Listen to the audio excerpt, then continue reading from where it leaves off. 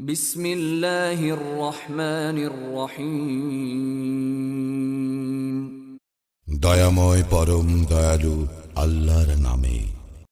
আলহামদুলিল্লাহি রাব্বিল আলামিন।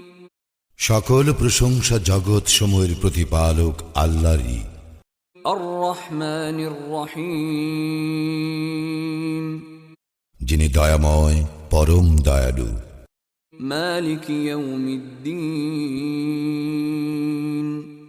কর্মফল দিবসের মালিক। ইয়াকা না'বুদু ওয়া ইয়াকা নাস্তাঈন।